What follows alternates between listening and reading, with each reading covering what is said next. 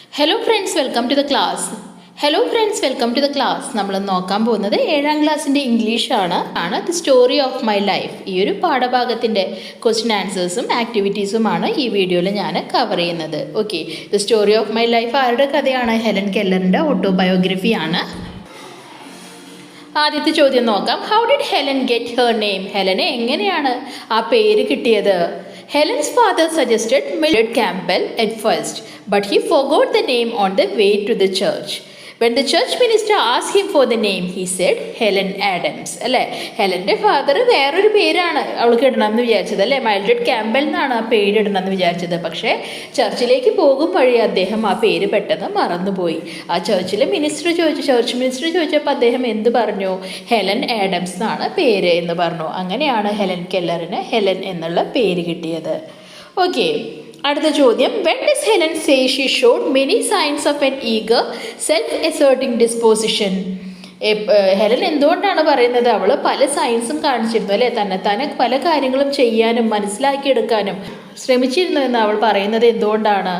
She imitated everything she so others doing. At 6 months she could say how do you. She even surprise people saying T, അല്ലേ? എന്താണ് മറ്റുള്ളവർ ചെയ്യുന്നതൊക്കെ imitate ചെയ്യാൻ, അതുപോലെ തന്നെ ചെയ്യാൻ വേണ്ടി അവൾ ശ്രമിച്ചിരുന്നു. അവൾ 6 മാസം ആകുമ്പോൾ തന്നെ ഹൗ ഡു യു എന്നൊക്കെ ഏതാണ്ടൊക്കെ പറഞ്ഞിരുന്നു. അതുപോലെ തന്നെ ബാക്കിയുള്ളവരൊക്കെ സർപ്രൈസ് ആക്കിക്കൊണ്ട് അതിശയിപ്പിച്ചുകൊണ്ട് ടി എന്നൊക്കെ അവൾ 6 മാസത്തിലേ പറഞ്ഞു തുടങ്ങിയിരുന്നു എന്നാണ് പറയുന്നത്. അപ്പോൾ അത്രയും ചെറുപ്പത്തിൽ തന്നെ അവൾ തന്നെത്താനെ കാര്യങ്ങൾ മനസ്സിലാക്കി ചെയ്യാനുള്ള ശ്രമം നടത്തിയിരുന്നു.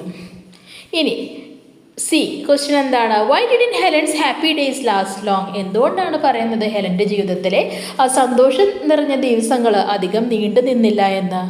When she was 19 months old, an illness made her blind and deaf forever. 19 മാസം പ്രായമുള്ളപ്പോൾ അവൾക്കൊരു അസുഖം വന്നു, അല്ലേ? അസുഖം വന്നതോടുകൂടി അവളുടെ കാഴ്ചശക്തിയും കേൾവിശക്തിയും എന്നേക്കുമായി നഷ്ടപ്പെട്ടു. What tragedy struck her in February? ഫെബ്രുവരിയിൽ അവൾക്ക് എന്ത് ട്രാജഡിയാണ് ഫേസ് ചെയ്യേണ്ടി വന്നത്?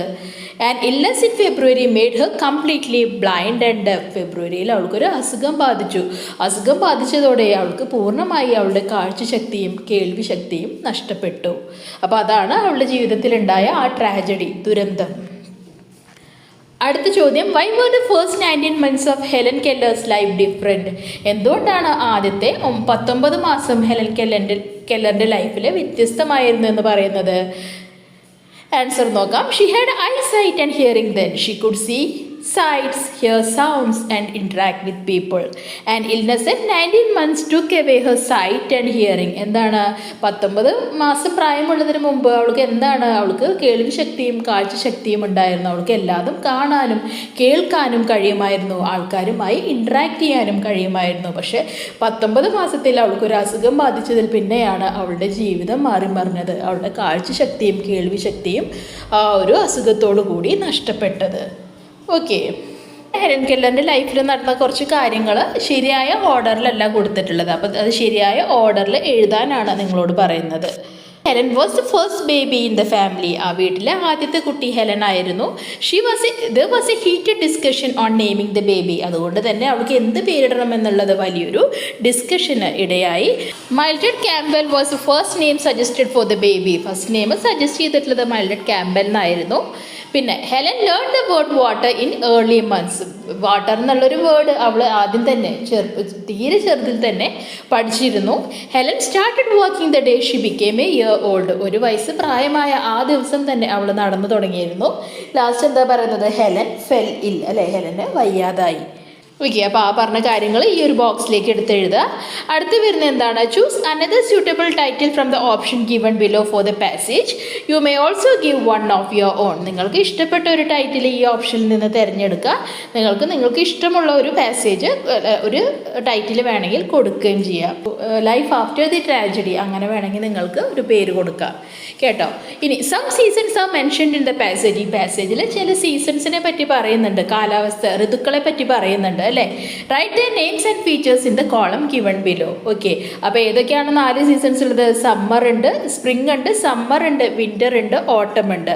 സ്പ്രിങ്ങിൻ്റെ ഫീച്ചർ ഇവിടെ ഓൾറെഡി കൊടുത്തിട്ടുണ്ട്. ഇനി ഏതൊക്കെ ഫീച്ചറാണ് നോക്കേണ്ടത്? ഇനി അടുത്ത സീസൺ ഏതാണ്? സമ്മർ സീസൺ ആണ്. എന്താണ് feature? Blooming roses and fruits. Summer സീസണിൽ റോസപ്പൂവും ഫ്രൂട്ട്സൊക്കെ കൂടുതലുണ്ടാവും. അതുപോലെ തന്നെ ഓട്ടം സീസണിൽ എന്താണ്? Golden fruits and shedding leaves. Golden ഫ്രൂട്ട്സും ഇല പൊഴിയുന്ന കാലത്തെയാണ് എന്ത് പറയുന്നത്? ഓട്ടം സീസൺ എന്ന് പറയുന്നത്. ഇനി വിൻ്റർ സീസൺ തണുപ്പുള്ള കാലമാണ്. എന്താണ്? സ്നോ ഫോളിങ്ങും വെരി കോൾഡും ആണ് അതിൻ്റെ ഫീച്ചേഴ്സ് വരുന്നത്. എടുത്ത് എഴുതുക. ഇനി വരുന്നത് എന്താണ്? How many season do we have in India? Collect the pictures and photographs of how nature looks in different season. ഇന്ത്യയിൽ ഏതൊക്കെ സീസൺസ് ആണുള്ളത്? നോർമലായിട്ട് ഇന്ത്യയിൽ എല്ലായിടത്തും അങ്ങനെ തന്നെയാണോ എന്ന് ചോദിച്ചാൽ നമുക്ക് അങ്ങനെ പറയാൻ പറ്റില്ല കേട്ടോ. അപ്പോൾ വിൻ്റർ സീസൺ എപ്പോൾ തൊട്ടാണ്? ഡിസംബർ ടു ഫെബ്രുവരി ആണ്. കൂൾ ടെമ്പറേച്ചർ ആണ്. കൂടുതലും നോർത്തേൺ ഇന്ത്യയിലാണ് തണുപ്പ് കൂടുന്നത്. Summer season March to June ആണ്. ഇൻറ്റൻസ് ഹീറ്റ് ആണ് ഉണ്ടാവുക. നോർത്തേൺ റീജിയനിലും സെൻട്രൽ റീജിയനിലുമാണ് ഏറ്റവും കൂടുതൽ ചൂടുണ്ടാവുന്നത്. മൺസൂൺ സീസൺ മഴക്കാലമാണ്. ജൂൺ ടു സെപ്റ്റംബർ ആണ്. ഈ സമയത്താണ് കൂടുതലും മഴ ലഭിക്കുന്നത്. ഓട്ടം സീസൺ പോസ്റ്റ് മൺസൂൺ, അതായത് മഴക്കാലം കഴിഞ്ഞ് വരുന്ന സീസണെയാണ് ഓട്ടം സീസൺ എന്ന് പറയുക. ഒക്ടോബർ ടു നവംബർ ആണ് ഈ ഒരു സീസൺ വരുന്നത്. എന്താണ്? നല്ലൊരു ക്ലൈമറ്റ് ആയിരിക്കും ആ സമയത്ത്. അപ്പോൾ ജനറലി നമ്മൾ 4ആയിട്ട് തിരിക്കുമെങ്കിലും ചിലരിതിനെ 6ആയിട്ട് തിരിക്കുന്നുണ്ട് ഋതുക്കൾ അനുസരിച്ച്. അതാണ് ഇവിടെ കൊടുത്തിട്ടുള്ളത്. നിങ്ങൾക്ക് മനസ്സിലാക്കാൻ വേണ്ടിയാണ്. വസന്ത ഋതു അല്ലെങ്കിൽ സ്പ്രിംഗ് എന്ന് പറയും. ഫെബ്രുവരി തൊട്ട് മാർച്ച് വരെയാണ്. ആ സമയത്താണ് കൂടുതലും പൂക്കളൊക്കെ വിരിയുന്നതൊക്കെ. ഹോളി പോലുള്ള ഫെസ്റ്റിവലൊക്കെ വസന്ത ഋതുവിലാണ് ഉണ്ടാവുന്നത്. ഗ്രീഷ്മ ഋതു അല്ലെങ്കിൽ സമ്മർ എന്ന് പറയുന്നത് ഏപ്രിൽ ടു ജൂൺ ആണ് കേട്ടോ. അപ്പോൾ ആ സമയത്ത് ചൂട് കൂടുതലായിരിക്കും. വർഷ ഋതു എന്ന് പറഞ്ഞാൽ മൺസൂൺ ആണ്. ജൂൺ ടു ഓഗസ്റ്റ് ആണ് കേട്ടോ. ക്രോപ്സിനും റൈസിനും ഒക്കെ ഏറ്റവും ഹെൽപ്ഫുൾ ആയിട്ടുള്ള സീസണാണ് മൺസൂൺ സീസൺ. എല്ലാത്തിനും മഴ വേണം അല്ലേ. പിന്നെ ശരത് ഋതു ഓട്ടം സീസൺ ആണ്. ഓഗസ്റ്റ് ടു ഒക്ടോബർ ആണ് ശരത് ഋതു വരുന്നത്. ഹേമന്ത് ഋതു വിൻ്ററിന് തൊട്ട് മുമ്പുള്ള സീസൺ, പ്രീ വിൻ്റർ സീസണിന് ഹേമന്ത് ഋതു എന്ന് പറയാം.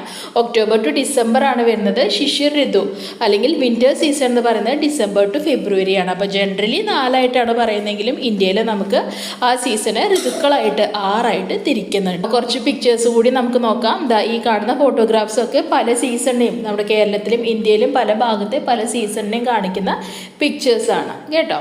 ഇനി അടുത്ത എന്താണ്? Imagine you are a news reporter and you have got an opportunity to talk to Helen Keller's mother. നിങ്ങളൊരു ന്യൂസ് റിപ്പോർട്ടറാണ്. നിങ്ങൾക്ക് ഹെലൻ കെല്ലറിൻ്റെ അമ്മയുമായി സംസാരിക്കാൻ ഒരു അവസരം കിട്ടി. ഓക്കെ, അപ്പോൾ നിങ്ങൾ ആ കേറ്റ് കെല്ലറിനോട് ചോദിക്കുന്ന ചോദ്യങ്ങൾ എന്തൊക്കെയായിരിക്കും എന്നാണ് ഇവിടെ എഴുതേണ്ടത്. ചോദ്യങ്ങൾ വരുന്നത്: what was Helen like as a young child before she lost her sight and hearing? അവളുടെ കാഴ്ചശക്തിയും കേൾവിശക്തിയും നഷ്ടപ്പെടുന്നതിന് മുമ്പ് ഹെലൻ്റെ ലൈഫ് എങ്ങനെയായിരുന്നു എന്ന് ചോദിക്കുന്നുണ്ട്. How did you feel when Helen learn to communicate with Annie Sullivan? Annie സലീവനോട് സംസാരിക്കുമ്പോൾ, കമ്മ്യൂണിക്കേറ്റ് ചെയ്യാൻ പഠിച്ചപ്പോൾ നിങ്ങളുടെ ഫീലിംഗ് എന്തായിരുന്നു?